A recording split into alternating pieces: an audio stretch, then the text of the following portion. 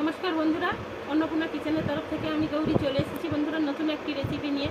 তো বন্ধুরা, আজকের বানাবো দই ইলিশ। তো আমার মেয়ে বলছে, মা দই দিয়ে তো কাতলা মাছ খাওয়া যায়, তো দই দিয়ে ইলিশ মাছ মা খাওয়া যায় না? আমি বলছি হ্যাঁ খাওয়া যায়, করলে সবই হবে। তো যার জন্য আমি বানালাম তো দই দিয়ে ইলিশ মাছ।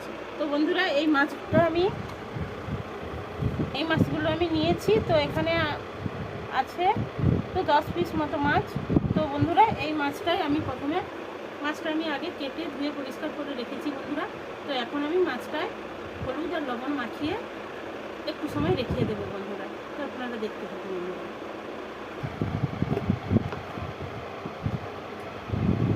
তো বন্ধুরা, মাছের মধ্যে আমি লবণ দিয়ে দিচ্ছি, তারপরে বন্ধুরা আমি হলুদ দিয়ে দিচ্ছি।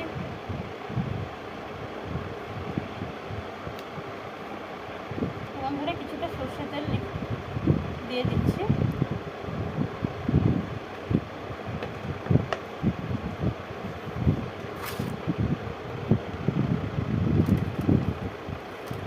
তো আমি একটু ঢাকিয়ে রেখে দেবো সঙ্গে।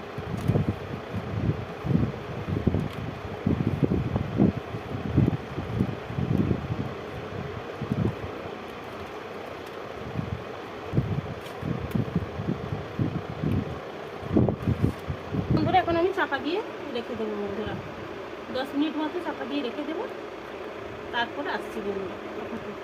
তো বন্ধুরা, মিক্সির মধ্যে আমি কিছুটা টক দই দিয়ে দিচ্ছি।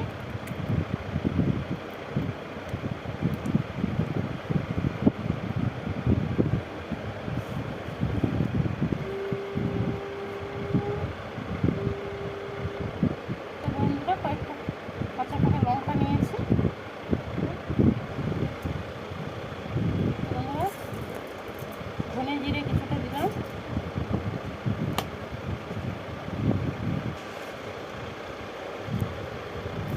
সরষে দিয়ে দিলাম বন্ধুরা। তো বন্ধুরা, এখানে আমি 110 পিস মাছ, তো 100 গ্রাম মতো দই দিয়েছি আমি বন্ধুরা।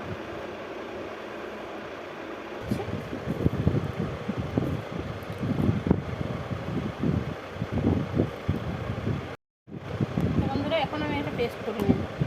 তেল দিয়ে দিয়েছি। তো বন্ধুরা, কালো জিরে দিয়ে দিলাম।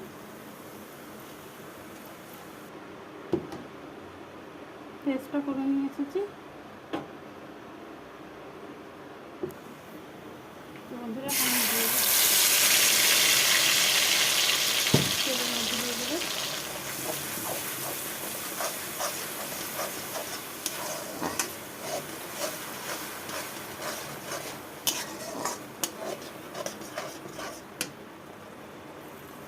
হলুদ গুঁড়ো দিয়ে দিলাম বন্ধুরা।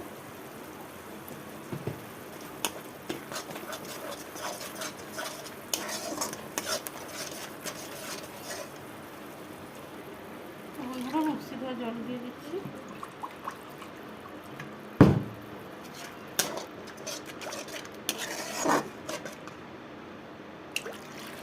জল দিয়ে দিলাম একটু।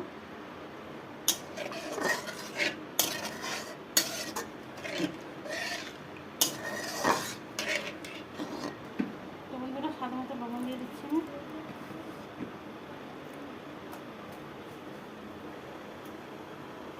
বন্ধুরা, চিনি দিয়ে দিলাম।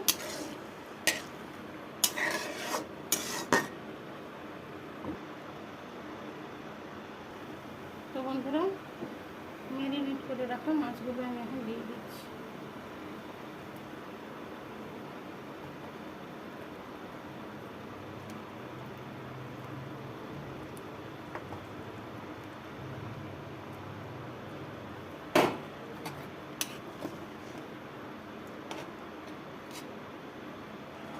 তো বন্ধুরা, আমি চাপাটা দিয়ে দিচ্ছি, মাছগুলো সেদ্ধ হয়ে যাবে। বন্ধুরা, কাঁচা লঙ্কা আমি দিয়ে দেবো।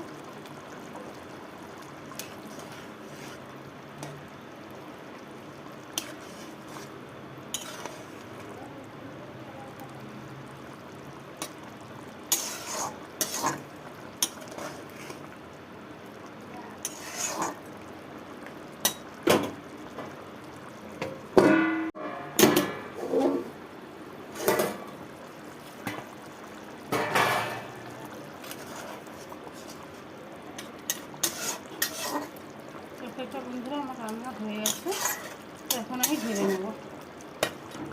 বন্ধুরা দেখুন, বন্ধুরা তরকারির কালারটা কত সুন্দর এসেছে দেখুন বন্ধুরা।